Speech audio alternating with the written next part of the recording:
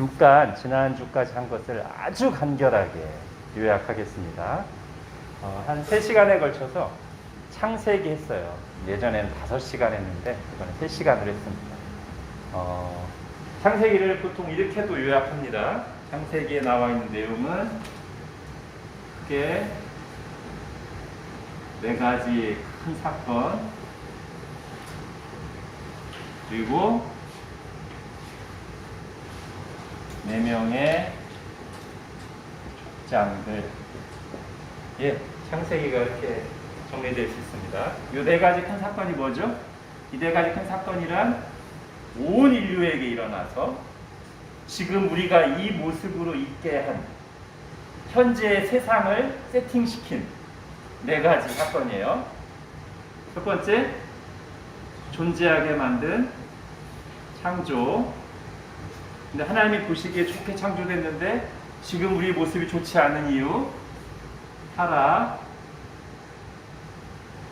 자, 그 뒤에 온 인류가 타락했을 때 하나님 한 번 전 인류를 심판하시죠. 그러면서 이런 지구의 여러 가지 격변도 생겼고 우리가 육식도 하게 되고 인간의 수명도 줄어들고 이런 여러 가지 변화를 가져온 홍수 심판. 마지막으로 오늘날 이렇게 각 민족, 각 언어로 나뉘어서 살게 만든 바벨탑 사건. 그죠?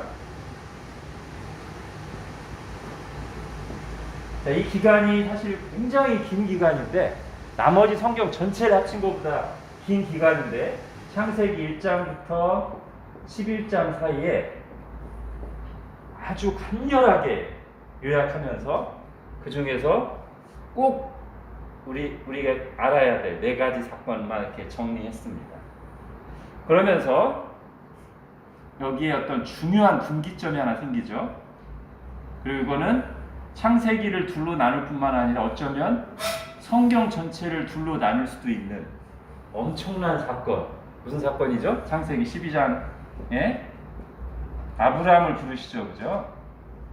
그러면서 이렇게 세팅된 세상 속에서 더 이상 이제 인간에게 소망이 없어요. 여기서는 인간에게 소망이 없다는 게 요 두 사건으로 확실하게 보여주죠. 심판을 해도 안 되고요. 다시 바벨탑 때 온 인류가 마음을 모아서 하나님의 뜻을 거스르고 대적합니다. 그래서 하나님이 다 갈기갈기 나눠 놓으신 뒤에 그 중에서 한 사람을 딱 택하시면서 새 역사를 시작하시죠. 그게 창세기 12장에 나와요. 그러면서 그때 부르신 아브라함부터 시작해서 이제 선택받은 사람들의 이야기가 나오는데 아직은 이제 민족까지 이루지 못했고 한 가게, 한 가문의 이야기가 이제 펼쳐지죠. 근데 이거는 그냥 언뜻 보기에는 평범해 보이지만 사실은 지금 하나님의 나라가 이루어지는 모습을 구약에서 그 첫 단계를 보여주는 장면이라고 할 수 있습니다. 자, 그러면서 이제 여기서 당연히 제일 중요한 사람이 이 사람인데 창세기 12장에서 부른 사람. 자, 아브라함을 부르실 때 하나님이 요걸 제가 꼭 기억하셔야 된다고 했어요.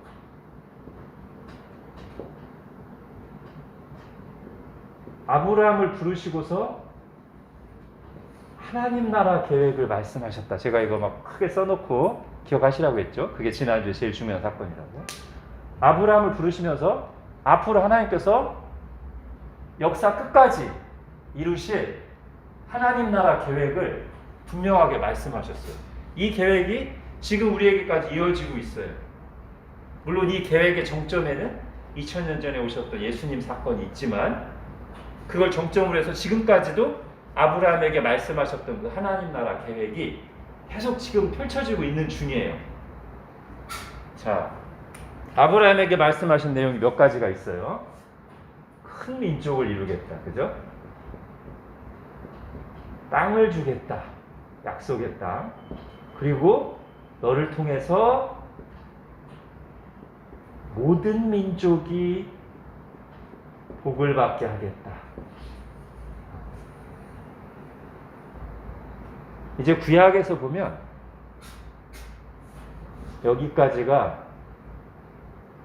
초반에 이루어져요. 앞으로 우리가 이번 시간, 다음 시간까지 하면요, 기본적으로 여기까지 이루어집니다. 근데 구약에서 내내 이루어지지 않는 게 있어요. 이거예요.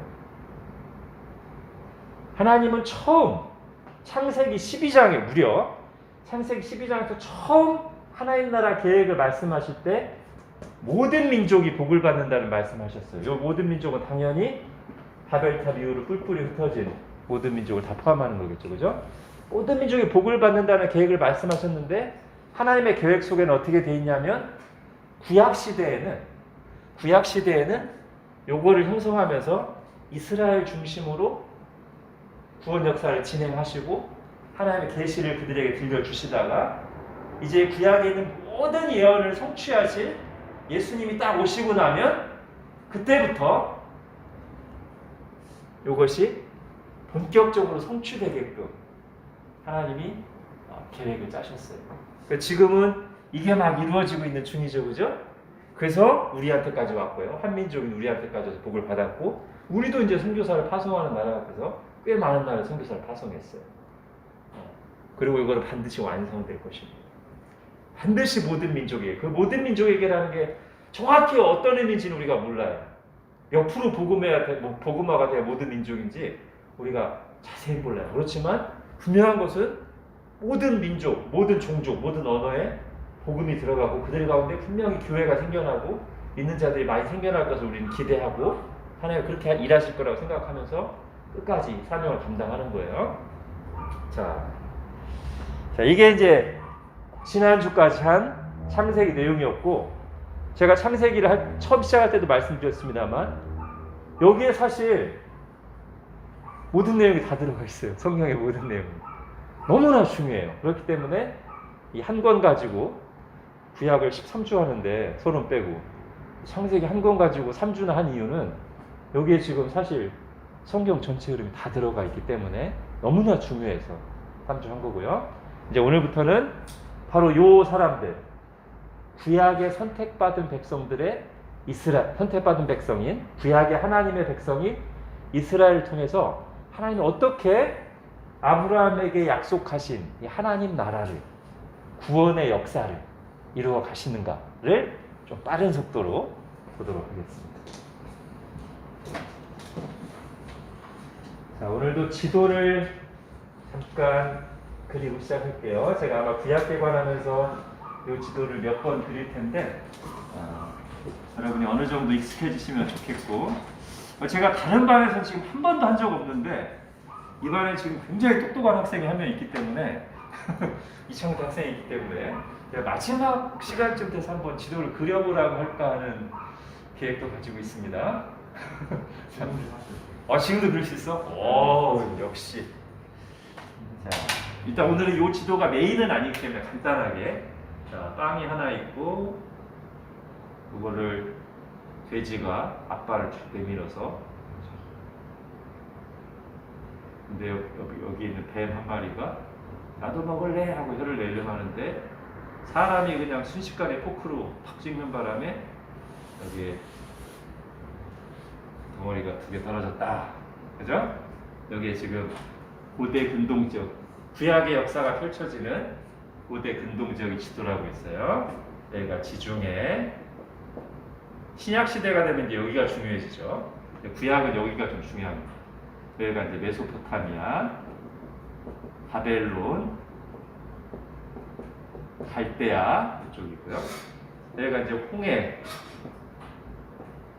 여기가 구약의 약속의 땅, 가나안. 여기 덩어리 2개는 갈릴리 호수,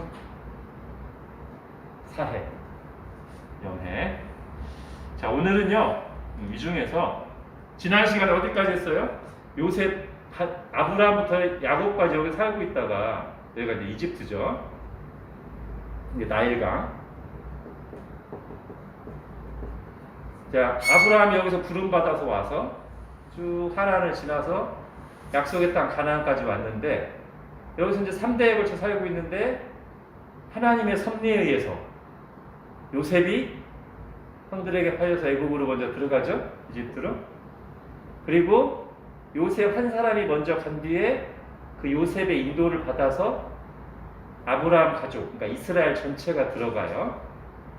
자, 오늘은 어떤 내용이냐면 이거 딱 거꾸로. 이제 제가 이걸 좀 중요하게 쓸게요. 하나님의 섭리에서 하나님 지금 하나님 나라를 계획하시고 이루어가세요. 구원 역사를 이루어가세요. 근데 그 방식이 들어갈 때랑 나올 때가 비슷해요. 먼저 애굽에 들어갈 때 하나님이 선택한 사람 요셉 한 사람을 먼저 애굽으로 보내시죠. 이 한 사람을. 그런 뒤에 때가 지나고 나서 때가 차서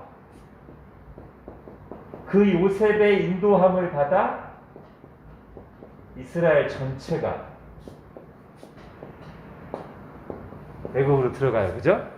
근데 그때 요셉이 마지막에 이걸 어떻게 얘기했냐면 하나님이 이렇게 하신 이유는 하나님의 백성을 구원하시려고 그렇게 하신 거다. 그죠? 구원하시려고. 그러니까 나를 이집트에 판 사람은 애굽에 판 사람은 형들이 아닙니다. 하나님이 하나님의 백성을 구원하시려고 그렇게 하신 겁니다. 이렇게 요셉이 얘기했어요. 자, 오늘은 이 역과정. 애굽에서 400년간 살았는데 하나님 먼저 누구 한 사람? 하나님의 섭리 가운데 모세 한 사람을 먼저 광야로, 그죠? 애굽에 있다가 쫓겨나듯이 광야로 나가게 하잖아요. 그죠? 그런 뒤에 좀 시간이 지나고 나서 이 모세의 인도함을 받아 이스라엘 전체가 애굽에서 나와서, 즉 출애굽해서 광야로 나가는 얘기. 오늘의 그 얘기예요. 그러니까 지난주 마지막에 있었던 사건에 정확히 거꾸로 된 역과정. 그런데 이게 무슨 이야기냐면 이게 오늘 제일 중요한 단어인데요.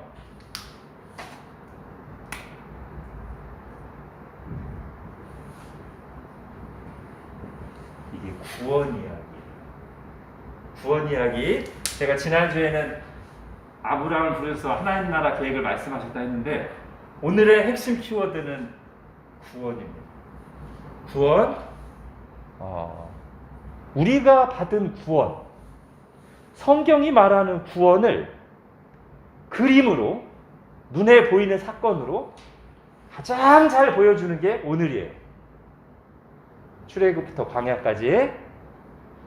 자, 오늘 내용 속에는 구원에 관한, 성경이 말하는 구원에 관한 또는 우리가 받은 구원에 관한 거의 모든 내용이 다 들어있어요.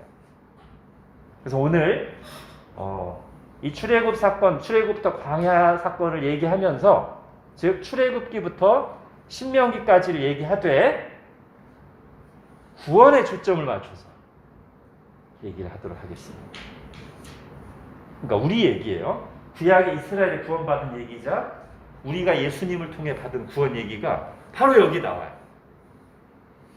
자, 우선 지도가 오늘은 그래서 요만큼인데요. 그 중에서도 지도를 좀 잘못 그렸어요. 그 중에서도 요게 이제 여기 좀 확대하면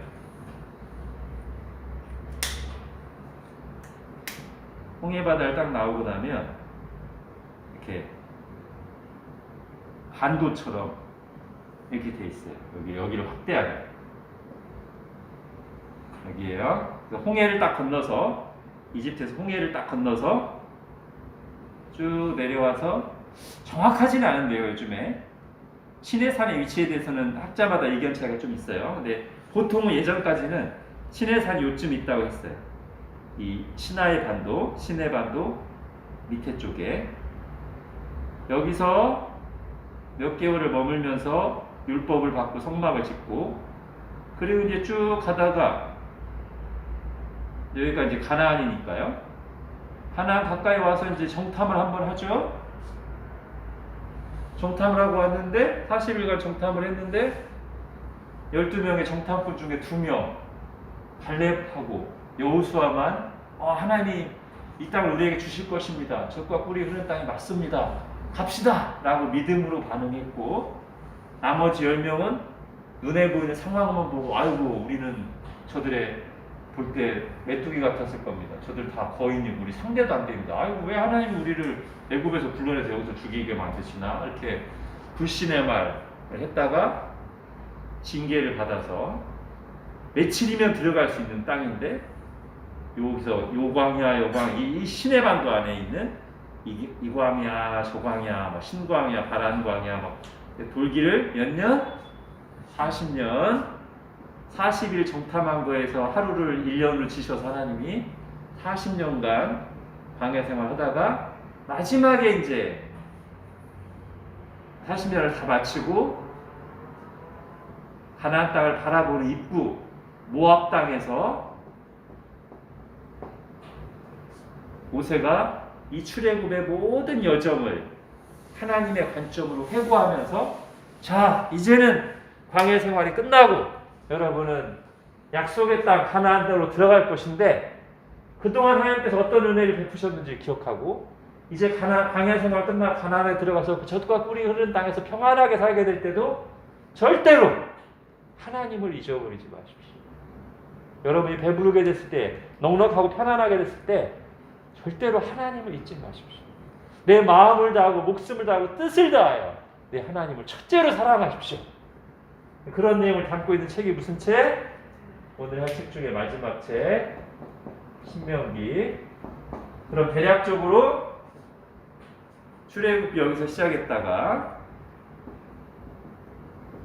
요쯤까지 출애굽기 시작했다가 여기서 레위기 그리고 여기서 출발해서 여기서 40년간 방황한 얘기가 민수기 그러면서 40년간 방황 여기서 출발할 때쯤에 한번 끝날 때쯤에 한번 백성민 숫자 수 백성의 수를 2번 인구조사를 했기 때문에 이름이 민수기 그리고 광야 생활 다 끝나고 방금 말씀드린 것처럼 이제 약속의 땅 앞에서 지난 시간을 회고하면서 모세의 마지막 구별 설교 같은 내용이 신명기 오늘 이 내용입니다. 자, 이제 이 내용을 할 건데 다시 말씀드리지만 이 모든 과정이요.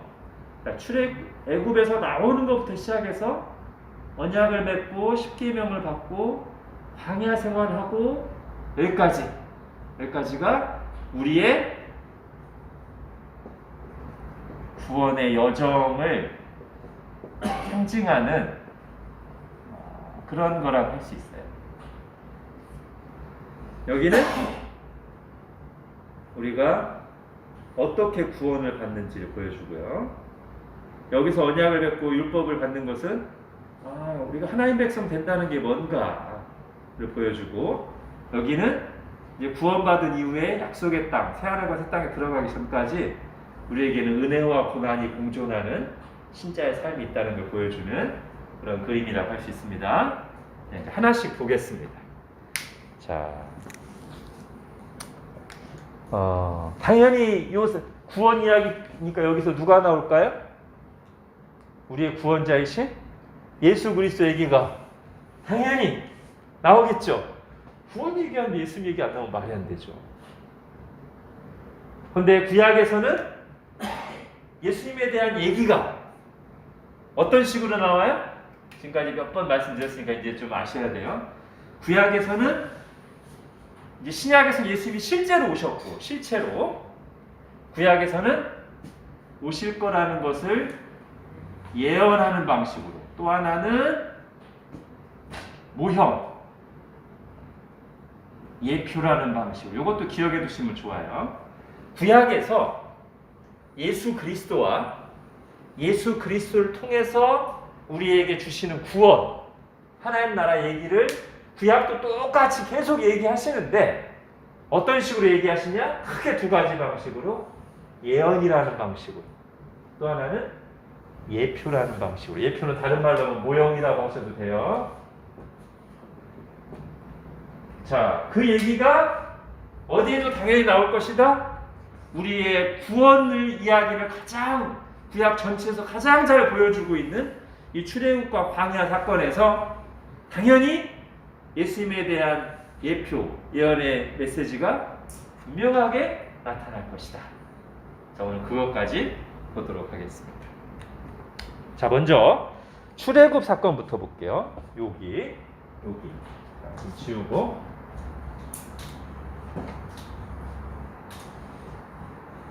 자, 저 출애굽 사건에서 우리가 구원에 관해서 봐야 될 중요한 메시지가 있는데요. 그건 뭐냐면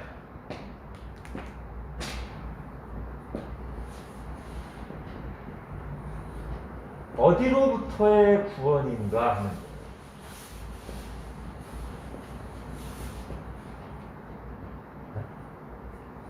자, 우리가 구원 얘기를 할 때요, 우리가 전도한다고 생각해봐요. 전도할 때 예수님 구원 받으세요. 무슨 구원 받아야 돼요? 이러시세요? 세상 사람들이. 또 하나는 복음서에서 보세요. 요즘 우리 마태복음 읽고 있잖아요. 복음서에서 예수님 당시 유대인들이, 이스라엘 사람들이 구원에 대해서 다 오해했어요. 특히 어떤 오해를 했냐면 이 1번의 오해를 했단 말이에요. 어디로부터의 구원인가에 대해서 약간 초점을 잃었어요. 심지어 예수님과 가장 가까웠던 12 제자들까지도 어디로부터의 구원인가 딱 먼저 떠오르는 생각이 로마 제국으로부터, 이 현실의 어려움으로부터, 이 생각이 먼저 들어요. 영적인 생각을 하는 게 아니라, 하나님이 원래 의도하신 생각을 하는 게 아니라 자기 눈에 보이는 대로 해석하다 보니까 구원관이 잘못되는데, 어디서 잘못됐다? 어디로부터 구원받는가가 잘못돼 있어요. 그러나 우리가 오늘 분명히 보는데 이 출애굽 사건, 구약에서 메시아를 통해, 그리스도를 통해서 우리를 구원하는 이야기를 가장 확실한 그림으로 보여주는 출애굽 사건을 똑바로 보기만 했다면 어디로부터의 구원인가는 분명히 드러납니다. 자, 우선 출애굽 사건은 일단 눈에 보이는 건 어디로부터 구원이에요? 바로, 그죠? 모세가 바로에게 가서 내 백성을 내보내라. 하나님의 이름으로 명령하잖아요. 내 백성을 보내라. 바로. 근데 이걸 아마 이제 예수님 당시 사람들이 이 바로와 애굽을 누구로 치환해서 생각했겠어요? 아, 로마 황제와 로마로 치환해서 생각했겠죠. 그죠? 그러나 우리는 성경 전체를 볼 때 그렇게 해석하지 않고, 저 바로는 누굴 상징하는 거예요?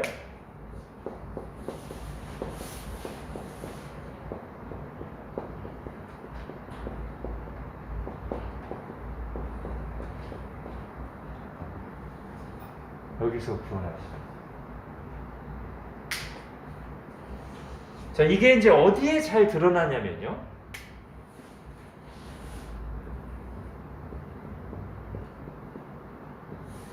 열 가지 재앙에 드러나. 이 10가지 재앙이, 물론 하나는 단순하게는 하나님의 권능을 보여주는 거지만, 그죠? 조금만 잘 생각해 보면 이 10가지 구원 사건은 단지 하나님 이렇게 능력 있는 분이시야 라는 걸 보여줄 뿐만 아니라, 당시 고대 애굽을 비롯한 고대 사람들이 믿고 있던 우상들, 미신들을 하나님이 10가지 재앙을 내리시면서 하나하나 깨뜨리시는 사건이거든요. 자, 출애굽기 12장을 한번 보겠습니다.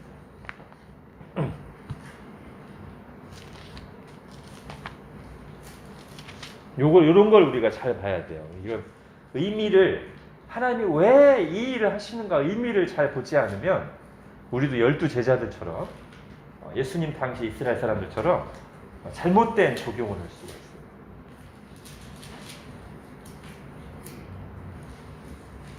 자, 출애굽기 12장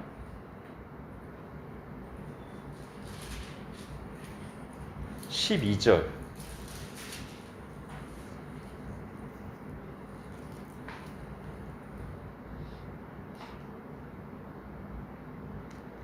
내가 그 밤에 애굽 땅에 두루다니며 사람이나 짐승을 막론하고 애굽 땅에 있는 모든 처음 난 것을 다 치고 그 다음에 애굽의 모든 신을 내가 심판하리라. 나는 여호와. 자, 애굽의 모든 신을 심판하리라. 이 말씀을 가지고 이 10가지 재앙을 생각해 보면 다 그래요. 자, 맨 처음 재앙이 뭐였습니까? 나일강이죠, 그죠? 여러분, 그 당시 사람들은 그냥 대표적인 신들이 몇 개 있어요. 일단은 이거죠. 포크, 나일강. 큰 강을 중심으로 문명이 생기잖아요. 이 강이 그들에게 식수도 주고 농사도 할 수 있게 그런 생활용수도 주지만 또 한편으로 이때는 아직 치수, 물을 다스릴 수 있는 그런 능력이 안 돼요, 사람들에게. 제가 이제 중국을 많이 이렇게 좋아하고 중국에 대한 글도 보면 중국에서 초기에 위대한 왕들도 다 어떤 왕들이냐면 치수를 잘하는 왕들이에요. 중국에도 막 화가 양치가 막 큰 강도 있잖아요. 그게 한번 범람하면 막 떼죽음이에요. 그거 막 농사 다 망치고요. 치수를 잘하면 위대한 왕이고 신격화까지 되는 거예요. 중국 얘기를 보면 여기도 마찬가지예요. 이집트도 이 나일강이 워낙 크고 한번 범람하면 엄청나니까 혜택도 있지만 두려움의 대상이기도 해요. 이게 뭐죠? 우리에게 복도 주지만 우리가 두려워할 대상. 신이잖아요, 신. 하나님이 우리에게 복도 주시지만 우리가 감히 우리 힘으로 감당할 수 없는, 예, 그 개념이 여기 들어가는 거예요. 네? 옛날에도 우리나라 소설에도 심청전, 네, 바다를 워낙 파도가 엄청나니까 사람 힘으로 통제할 수 없다 생각하니까 여기 뭐 용왕이 산다고 생각하고 그걸 막 신격화해서 달래려고 사람을 인신 공양을 드리고 하잖아요. 네, 마찬가지예요. 나일강이 이제 신격화되어 있는데 첫 심판이 나일강을 피로 만들고 하나님이 말씀하시면 심판. 자, 네 번째 파리 재앙이 있습니다. 이 파리도 신으로 섬겼을까? 자, 여러분 열왕기 하나 한번 보십시오.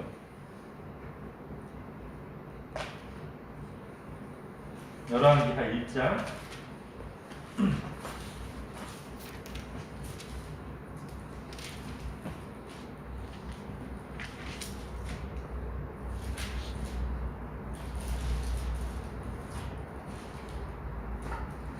제가 제일 이해가 안 되는 게 하나 중에 하나가 파리였거든요. 10가지 시향 중에 다른 건 다 그래요. 되게 신처럼 설명하는데 파리도 그랬는데 어느 날 열왕기하를 딱 보면서 열왕기 1장에 보면 이 아하시아라는 왕이 우상 숭배하는 왕이죠. 하나님을 전혀 경외하지 않는 왕인데 바닥에서 떨어져서 이제 막 증상이 심하겠는데 내가 살까 죽을까를 하나님한테 물어보는 게 아니라 누구한테 물어봐요? 옆나라 신, 그 신 이름이 뭐예요? 바알제북. 예. 여기서 바알이라는 말인데 많이 나오잖아요, 구약에. 주라는 뜻이에요, 주. 바알이 주, 왕, 주. 제북은 뭘까요? 제가 지금 힌트를 줬잖아요. 파리. 네. 파리의 왕. 제가 이거 보고 좀 이해가 됐어요. 자, 그런가 하면 8번째인가요? 9번째. 그 흑암의 재앙도 있어요. 이거는 뭐 너무나 확실하죠. 여러분 고대 근동에서 거의 모든 민족이 다 섬기고 있는 신이 뭐냐면 태양신이에요. 하나님이 태양도 깜깜하게 만드시고. 자, 이 10가지 재앙들이 다 너희가 믿고 의지하고 두려워하는 그 모든 우상들은 다 헛것이다. 내가 여호와, 내가 진짜 하나님이다. 이런 것을 보여주는 그런 말이죠. 당연히 바로도 신격화되어 있고요. 자, 이런 의미들이 담고 있기 때문에 그냥 어떤 정치적인 해방, 사람의 압제로부터 해방을 말하는 게 아니고 상징적으로 어둠의 권세로부터 해방시키는 거고요. 첫 번째가. 근데 이제 10번째 재앙, 좀 아까 이제 읽은 12장 12절이 이제 마지막 10번째 재앙을 내리실 때 나온 얘기인데, 특히 10번째 재앙에 보면 마지막 가장 그 클라이막스에 오늘 우리가 찬송으로도 부른 내가 그 피를 볼 때 너를 넘어가리라. 넘어가는 게 뭐예요? 유월하는 거죠, 그죠? 지나가다 유, 넘다 할 때 월, 유월, 내가 너를 유월할 것이다 라고 하는 아주 굉장히 독특한 사건이 있어요. 근데 그게 어떻게 일어나요? 집집마다 문 인방과 이게 집이 있는데, 집집마다 문 인방과 문설주에다가 뭘 발라야 돼요? 어린 양의 피를 발라요. 어린 양의 피. 그러면 이 안에 있는 사람들은 누구든 관계없어요. 남녀노소, 죄인, 의인 다 관계없어요. 심지어 이스라엘 사람이고 아니어도 돼요. 이 안에만 있으면. 그러면 하나님이 심판하실 때, 왜 심판하실까? 이스라엘 백성들도 있는데 지금 이스라엘 백성도 구원하는 얘기 아닌가? 근데 이 사람들도 원래 심판받아야 될 사람들이란 뜻이에요. 뭐 때문에? 그 때문에 심판받아야 되는데, 하나님이 마지막 10번째 장에서 보여주신 것은 하나님의 공의의 심판의 천사가 왔다가 뭘 보고? 이 피를 보고, 어린 양의 피를 보고, 이 안에 있는 사람의 누구든지 어떤 상태이든지 관계없이 이것 때문에 유월할 것이다, 넘어갈 것이다, 넘어 지나갈 것이다, 요걸 보여주십니다.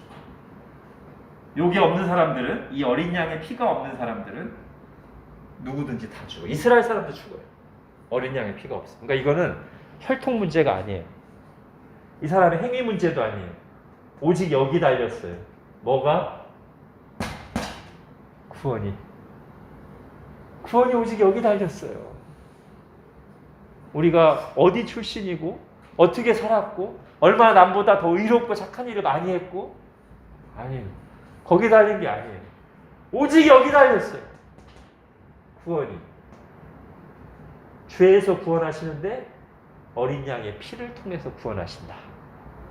이것처럼 명확한 그림이 어디 있어요?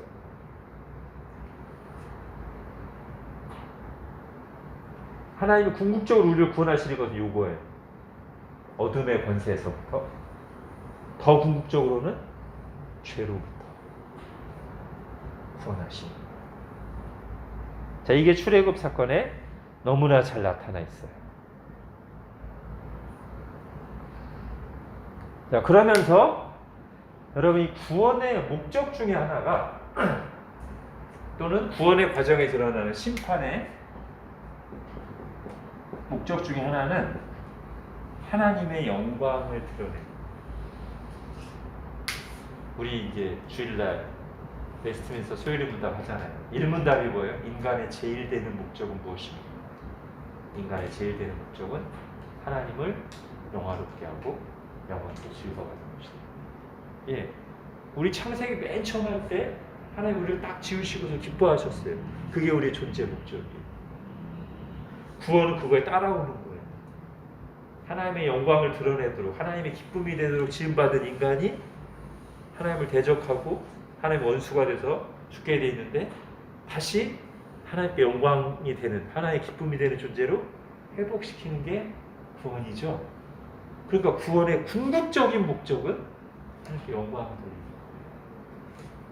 심판도 같은 목적을 가지고 있어요. 심판도 심판하는 과정을 통해 하나님의 영광이 드러나요. 자, 하나 더 찾아볼까요? 출애굽기 9장.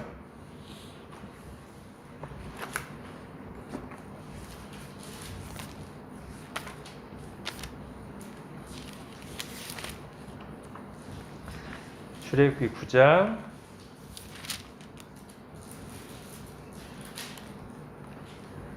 16절. 심지어 이때 이 출애굽 과정에서 하나님을 가장 대적했던, 그래서 하나님이 10가지 재앙을 끝까지 내리도록 만들었던 바로를 향해서 뭐라고 말씀하셔요? 자, 9장 14절부터 할까요? 14절 시작.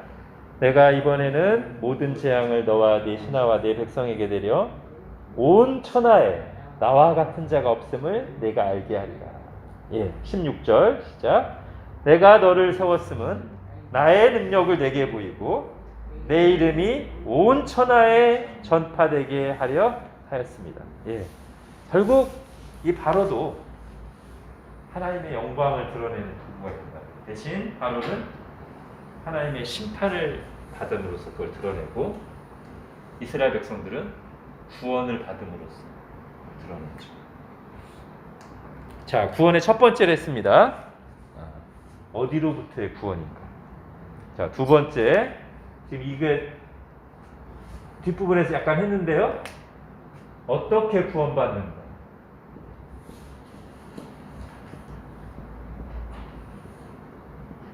지금 끝부분에서 했어요. 그죠? 요 10번째 재앙에서 어떻게 구원받는가가 나와요. 사실은 그 앞에도 나와요. 어떻게 구원받아요? 여러분, 이 출애굽 과정에서 이스라엘 백성이 한 일이 없어요. 사실상. 처음부터 하나님의 계획, 하나님의 준비, 그리고 하나님이 성취하셨어요. 자, 하나님의 준비는 특히 누구를 준비하셨어요? 이스라엘을 구원하시려고 모세를 80년간 준비하셨어요. 이스라엘을 구원하시려고. 그죠? 40년은 왕궁에서 준비하시고 애굽의 모든 학문을 다 익히도록 하시고 바로와 만나서談判을 해야 되니까 애굽의 그 왕궁 정치에 대해서 다 이렇게 익숙하도록 준비시키셨고, 나머지 40년은 출애굽 위에 광야에서 이스라엘 백성들을 이끌어야 되니까 광야에서 40년간 또 준비시키셨어요. 다 뭐를 위한 겁니까? 이스라엘을 구원하기 위한 거예요. 그러니까 내가 구원받는데 준비는 누가 다 하셔요? 하나님이 다 하셔요. 계획도 하나님께 계획이 있었어요. 하나님 계획하시고 준비하시고, 때가 되자 모세를 보내셔서 10가지 권능을 내린 것도 다 하나님이 하신 거예요. 이것도 얘들은 아무것도 할 게 없어요. 그냥 이것 때문에 구원받아. 자, 만약에 우리가 출애굽을 구원의 사건으로 이해하고 제대로 이 사건을 봤다면 구원은 전적으로 하나님이 하시는 거네. 우리는 그저 하나님의 계획과 권능과 은혜로, 그리고 어린 양의 보혈의 공로로 구원받는 것 뿐이네. 그죠? 자, 그러면서 이제 여기서 몇 가지 상징적인 사건이 나오는데요. 지금 한 6월절 사건, 이게 이제 6월절이 되는 것이죠. 마지막 10번째에서 6월절 사건이 일어나고요. 자, 한 번 더 결정적인 구원 사건이 있어요. 언제죠? 10가지 재앙에서 10번째 재앙을 통해서 한 번 구원이 결정적으로 일어나고, 또 한 번 결정적인 구원이 있잖아요. 이 이후에 어디서? 홍해에서. 그렇죠? 홍해에서도 한번 위기를 봤잖아요. 앞에는 홍해바다, 뒤에는 애국 군대들이 막 쳐들어오는데 죽을 수밖에 없어요. 진퇴양난. 나가도 죽고 가만히 있어도 죽어요. 하나님이 또 권능으로 길을 열어주세요. 거기를 통과해요. 하나님의 권능으로. 그 다음에 뒤에 쫓아오던 거는 다 잤어요. 그래서 이 홍해를 걷는 사람들은 어떻게 보면 다시 뒤로 돌아갈 수도 없어요. 마치 우리의 구원이 확정된 것 같은. 그죠? 자, 그런데 제가 이 두 사건을 특별히 이제 다시 언급하냐면, 이 두 사건이 이미 여기 이제 절기가 들어 있습니다만, 우리가 지금 지키는 신약 교회가 지키는 두 가지 성례와 딱 연결돼요. 자, 종교개혁이 일어났을 당시에 이 성례 문제는 굉장히 중요한 이슈였거든요. 지금도 저게 아마 천주교에는 7개인가 되죠? 성례가. 고해 성사도 성례예요. 성사라는 게 성례입니다. 고해 성사. 그래서 뭐 존진성사. 해가지고 7개인가 성례가 있어요. 종교개혁 때 이것 때문에 엄청나게 싸웠어요. 고해 성사라는 게 뭐냐. 하나님 정하시지 않은 걸로 성례로 만들어가지고 천주교 신부들이 사람의 막 구원을 좌지우지하냐 그런 거예요. 쉽게 말하면. 그러면서 종교개혁자들이 성경을 부지런히 연구한 결과 예수님, 우리 주님께서 직접 제정하신 성례는 눈 씻고 찾아봐도 2개밖에 없다. 신약교회가 뭐냐? 성찬, 그죠? 마지막 만찬 때 예수님이 제정하시잖아요. 제자들과 마지막 성찬을 나누신 뒤에 이거를 기념하라. 계속 하라는 거예요. 직접 명령하셨어요. 또 하나는요. 부활하시고 나서 제자들과 마지막 성찬하시기 전에 너희는 가서 모든 족속으로 제자를 삼아 아버지와 아들과 성령의 이름으로 세례를 주라. 이렇게 직접 명령하셨어요. 이 2가지밖에 없어요. 그리고 이 2가지가 우리의 구원을 제일 잘 이제 상징적으로 보여주는 예식이 될 수 있는데, 그게 사실은 구약 때 아까 제가 말씀드린 구약에서 가장 우리의 구원을 그림으로 잘 보여주는 이 출애굽 사건에 그 2가지 성례가 등장한다는 것이죠. 유월절 사건이 뭐랑 연결돼요? 성찬이랑 연결돼요. 왜요? 유월절 때도 뭐 먹잖아요. 구원을 기념하면서 허리에 띠를 띠고 어린 양 고기를 먹고 떡을 먹잖아요. 그리고 예수님께서 성찬을 제정하신 그 날이 어떤 날이에요? 제자들과 마지막 유월절 만찬을 하시는 자리에서 성찬을 제정하시거든요. 왜요? 이게 중요한 순간이에요. 이 유월절이 이 어린 양이 예수님을 가리키는 거잖아요. 그러니까 예수님을 가리키면서 계속 구약의 구원도 기억하지만 출애굽의 구원도 기억하지만 장차 오실 그 어린 양으로 예표된 구원자를 계속 기다리고 있다가 드디어 예수님이 딱 오셨어요. 실체가 오면 그림자는 없어지는 거예요. 이 유월절 어린 양이 가리키던 그 양, 예수님이 직접 오셨기 때문에 이제는 실제가 오면 예고편은 사라지는 거라고요. 그래서 이때 딱 유월절은 끝나요. 유월절 더 이상 지킬 필요가 없어요. 대신에 예수님이 이제 유월절을 안 지켜도 되지만 이제 실체인 나를 기념하는, 구약의 출애굽의 어린 양이 아니라 실체인 내가 너희를 위해서 내 몸을 내어주고 십자가 내 피를 흘린 것을 기념하는 성찬을 해라. 내가 다시 올 때까지. 그죠? 그러니까 유월절이 성찬하고 이어지죠.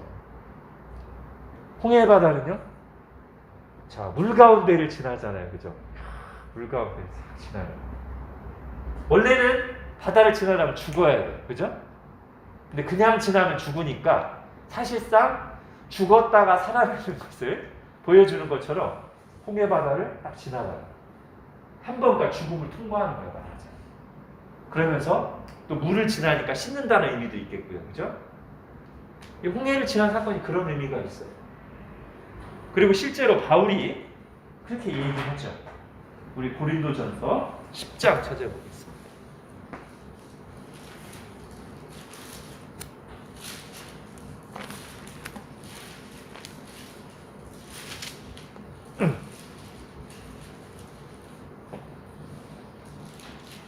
고린도전서 10장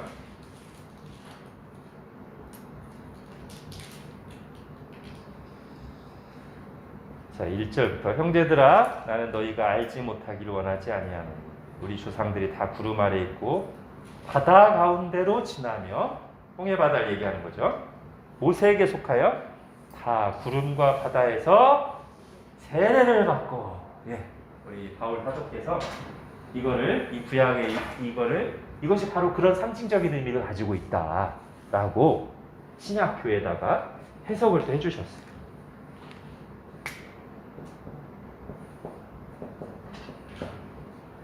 자, 그래서 다시 말씀드리면 이 유월절 사건은 뭐를 보여주는 거냐면 어린 양의 대속의 죽음을 보여주는 거예요. 그죠? 성찬은 예수님이 우리를 위해서 십자가에서 살이 찢기시고 피를 내어주심으로써 완전한 제물이 되신 대속 사건을 보여주는 거예요. 이게 우리 구원에 있어서 필수죠. 그죠? 그러면서 이제 우리에게 일어난 일은 뭐예요? 예수님과 연합되면 우리는 예수님과 함께 죽었다가 예수님과 함께 다시 살아나고 예수 그리스도의 공로로 우리의 죄가 깨끗하게 씻겨요. 그죠? 그걸 보여주는 게 또 세례예요. 그죠? 그러니까 세례는 이제 그런 의미가 있어요. 연합의 의미가 있습니다. 찾지는 않겠지만 바울이 또 로마서에서 보면 우리가 예수 그리스도와 합하여 연합하여 죽고 예수 그리스도와 연합하여 살아난다. 그게 세례의 중요한 의미입니다. 그리고 또 하나는 씻는 것. 그게 다 들어있어요. 그러니까 이게 우리 구원에서 제일 중요한 내용들이죠. 오직 예수 그리스도의 살과 피로 예수님의 공로로 우리는 그분과 함께 연합돼서 다시 죽었고 다시 살아났다. 죄가 깨끗이 씻겼다.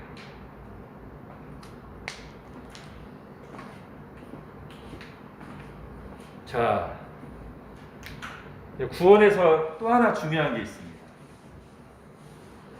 이제 이거 지워, 여기서 할 게 있어서요. 아직 지우면 안 되겠다. 자, 구원에 있어서 또 하나 이제 중요한 게 있는데요.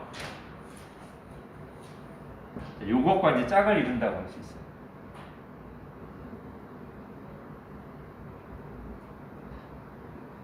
무엇을 위한 구원입니까?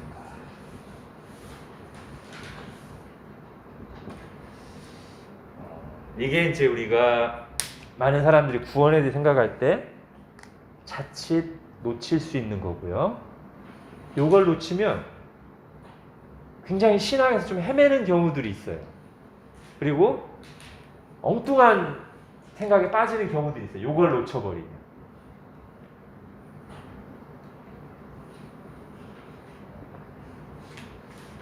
자, 출애굽기에 보면 저것도 잘 나타납니다.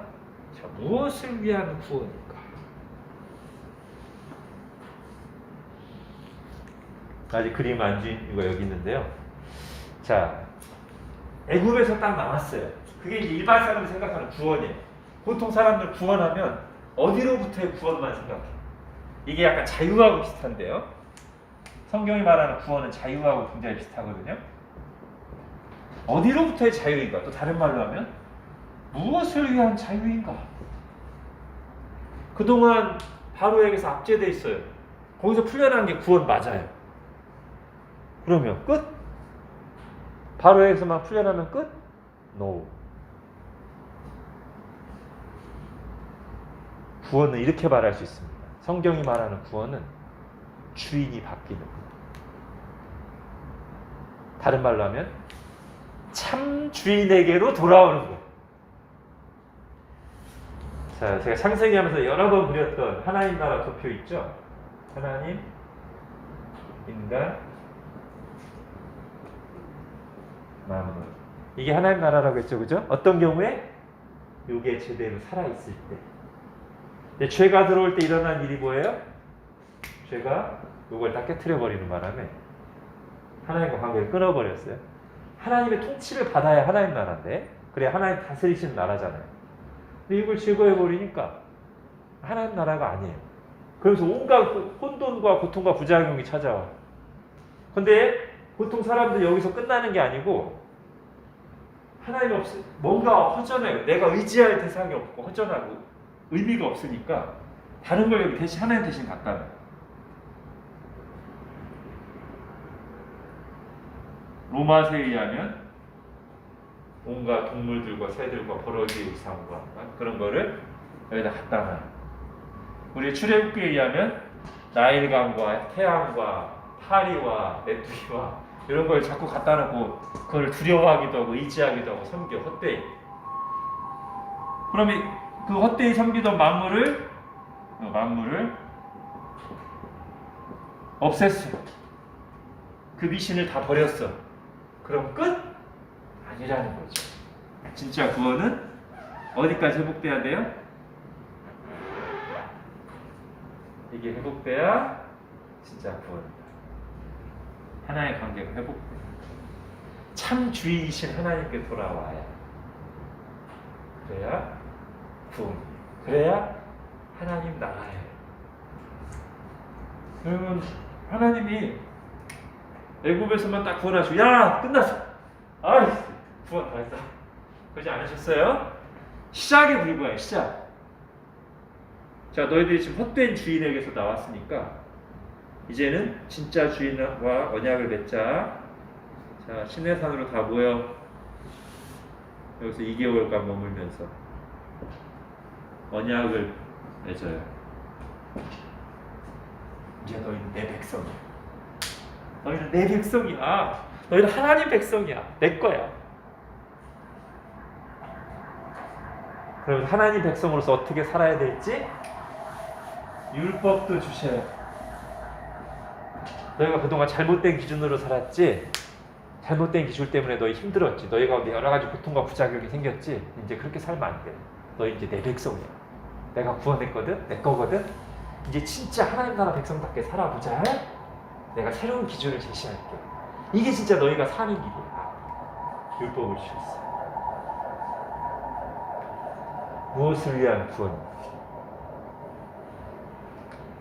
우리 지난 주일 말씀하고 연결하면 무엇을 위한 기회인가? 그냥 오직 세상에서 잘 되고 나만 잘 되기 위한 기회? No. 선을 행할 기회. 하나님의 뜻을 행할 기회.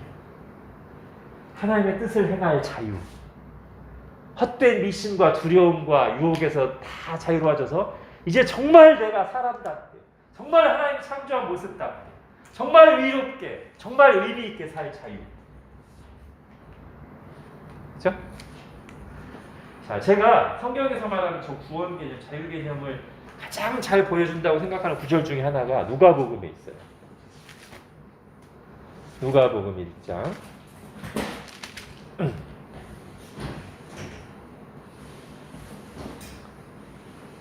저는 이 구절을 이제 보면서 이거야말로 성경이 말하는 구원 개념, 자유 개념을 이렇게 잘 정리해서 보여줄 수 있는가 하는 구절이라고 딱 생각하게 됐어요. 자, 누가복음 1장 74, 75절. 이게 이제 세례요한의 탄생을 예언하면서 나온 얘기인데 결국은 이제 예수 그리스도께서 오셔서 우리에게 일어날 일을 예언하는 중에 나오는 구절이거든요. 누가복음 1장 74, 75절 같이 읽겠습니다. 시작. 우리가 원수의 손에서 건지심을 받고 종신토록 주의 앞에서 성결과 의로 두려움 없이 섬기게 하리라 하셨도다. 아멘. 여러분 여기에 지금 제가 말씀드린 구원의 두 가지가 잘 정리되어 있어요. 즉 어디로부터의 구원과 무엇을 위한 구원이 여기 74, 75절에 아주 잘 정리되어 있어요. 출애굽기 전체를 요약하면 이렇게 된다고 할 수 있어요. 먼저는 우리가 원수의 손에서 건지심을 받고, 그렇죠? 바로의 권세에서 건지심을 받고 끝! NO! 뭘 위한 건지심을 받은 거예요? 종신토록 주의 앞에서 성결과 의로 두려움 없이 섬기고 구원받았어. 이걸 위한 자유.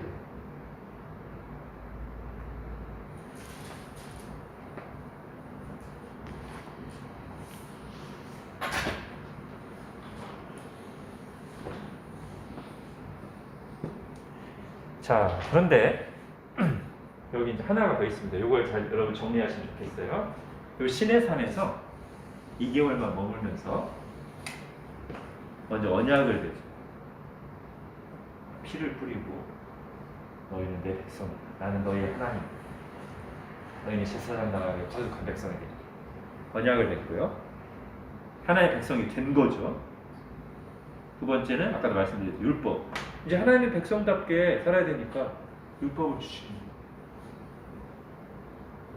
자, 최근에 들었던 주일 말씀과도 연결해 보자면 예수님께서 제자들 불러서 어디 가서? 산에서 한상수, 새로운 하나님 나라 공동체가 하나님의 백성들이 지켜야 될 법령을 딱 말씀하시잖아요. 그게 요거랑 연결되는 거예요. 모세가 이제 막 구원받고 나와 부르심을 받고 나오다 하나님의 백성들을 시내산에서 언약을 맺으면서 어떻게 하나님의 백성으로 살아야 될지 율법을 말씀해 주십니다. 자, 그런데 여기까지만 딱 있으면 어떨 것 같아요, 우리가? 그래, 하나님의 백성이야. 처음에는 막 감사하고 감동이 있어요. 율법, 그렇지, 이게 제대로 된 법이지, 이렇게 살아야지. 근데 좀 시간이 지나면 문제가 될 거예요. 아직이요. 이 얘기 나왔잖아요, 40년이. 우리가 받는 구원은 궁극적으로 죄로부터의 구원인데 이게 두 단계가 있어요. 칭의가 있고 성화가 있어요. 즉 칭의는 쉽게 말하면 용서, 죄 없다고 해주시는 거예요. 내가 죄 때문에 심판받아야 돼, 사형받아야 돼. 근데 아니야, 너 죄 없다고 해줄게. 정말요? 이 구원이 하나 있어요. 근데 또 무슨 구원이 있어야 돼요, 우리에게는? 성화. 내 속에 있는 죄성이 빠져야 돼, 변화돼야 돼. 이 구원이 아직 남아있어요. 근데 그게 남아있는 상태에서 다른 길만 가르쳐 주면 우리가 진정으로 살 수 있을까요? 우리 다 죽어요. 요 고도의 최상의 윤리, 하나님의 최고의 기준에 우리 어떻게 합당하게 살아요? 옳지만 율법의 정신은 사랑이잖아요. 율법을 딱 압축하면 하나님 사랑, 이웃 사랑이니까 사랑의 법이에요. 사랑이 좋다는 우리가 다 알아요. 근데 실제 사랑하려고 막 힘들어. 그죠? 사랑 받는 건 좋은데 내가 사랑하려고 하면 사랑 없는 죄인이구나 라는 거를 하루도 안 돼서 깨달을 수 있어요. 얼마나 내가 이기적이고 자기중심적이고 금방 깨달아요. 우리는 사랑의 법인 율법을 지킬 능력이 안 돼. 그럼 공의로우신 하나님은 너희들 죄인 많네, 죽여야 되는가? No.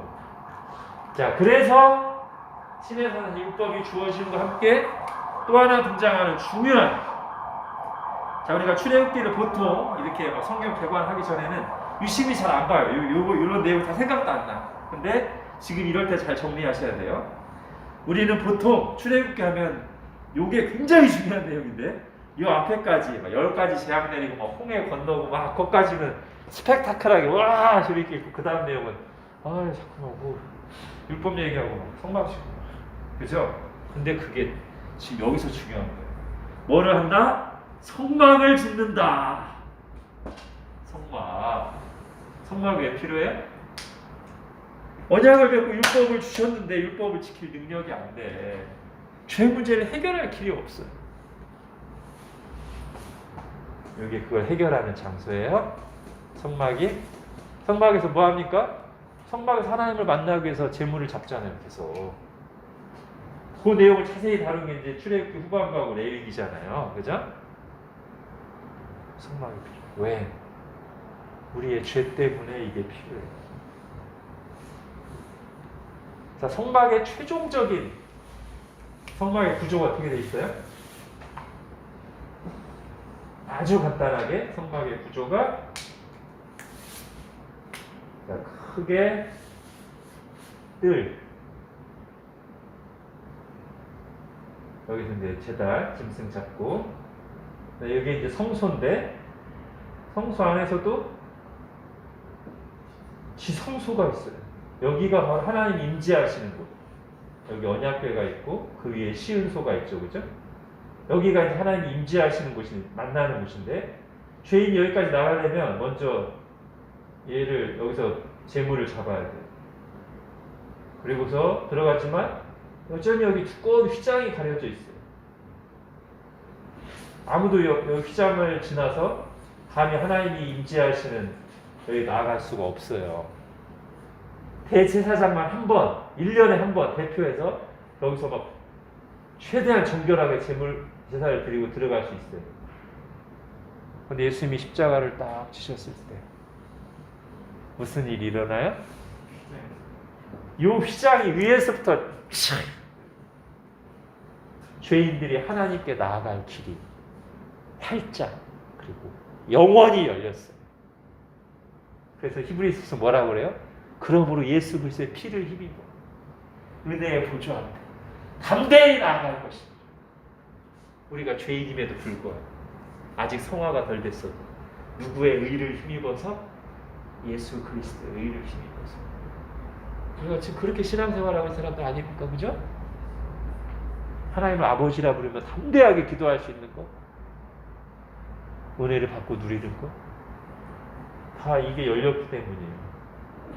자, 그러니까 구약의 성막은 두 가지 의미를 가지고 있어. 하나는 구약 시대의 구원의 장소예요. 그죠?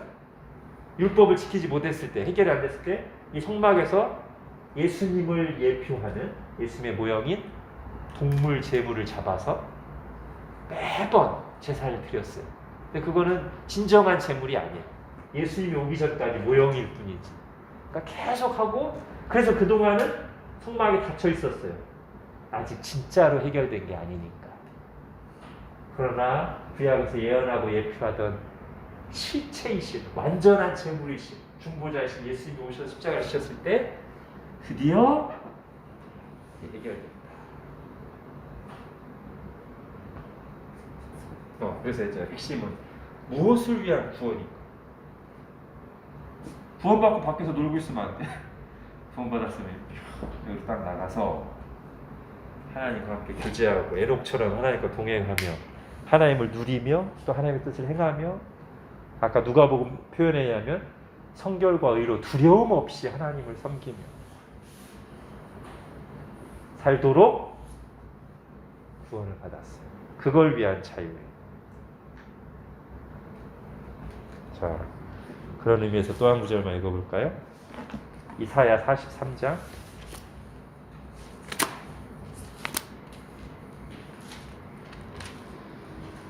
이사야 43장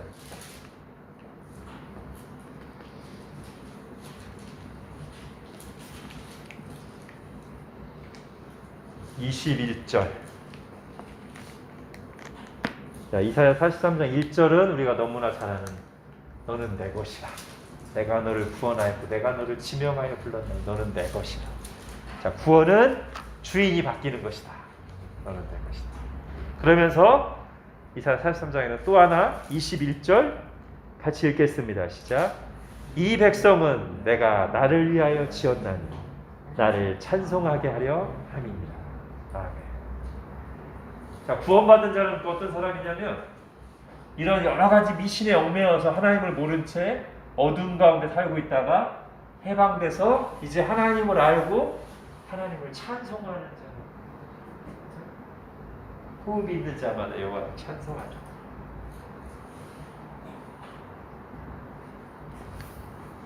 하나님의 백성들은 찬송하는 자들입니다.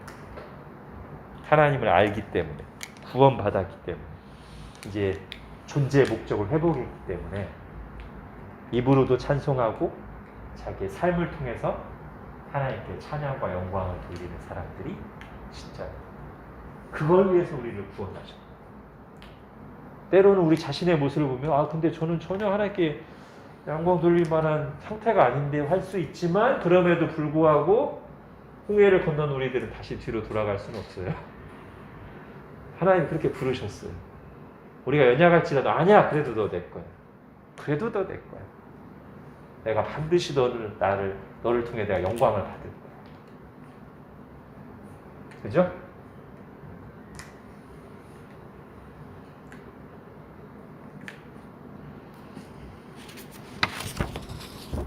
네, 이게 원래 2시간 동안 하는 건데 1시간에 하느라고 제가 이 구약 스토리를 자세히 하거나 모세 얘기를 길게 하진 않았고요. 처음 말씀드린 대로 구원 이야기에 초점을 맞춰서 대략적으로 살펴봤습니다. 하나님, 오늘도 말씀을 공부할 수 있는 시간과 건강과 기회를 주셔서 감사합니다.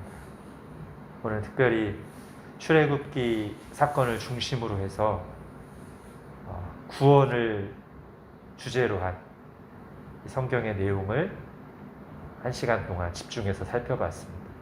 이것이 우리에게 가장 중요한 주제 중 하나인데 하나님 오늘 말씀을 잘 깨닫게 해주시고 잘 적용되게 해주시고 성경의 다른 부분을 읽을 때도 오늘 이 내용들이 잘 연결돼서 일목요연하게 정리되게 하시고 우리가 정말 무엇보다도 이 구원의 문제에 있어서만은 혼동하거나 흐트러짐 없이 이 은혜로 받은 이 놀라운 구원을 확실히 믿고 감사하면서 이 은혜 안에서 살아가는 저희들 되게 하여 주옵소서. 특별히 주님, 저희가 죄로부터 완전하게 다시 돌이킬 수 없을 만큼 완전하게 구원을 받았다는 사실과 또한 우리가 하나님을 두려움 없이 담대하게 즐거이 섬기도록 하나님의 뜻을 행하도록 구원받았다는 사실을 기억하면서 우리가 흔들림 없이 항상 하나님의 은혜를 붙잡고 끝까지 힘차게 달려간 저희들 되게 하여 주옵소서. 예수님의 이름으로 기도합니다. 아멘.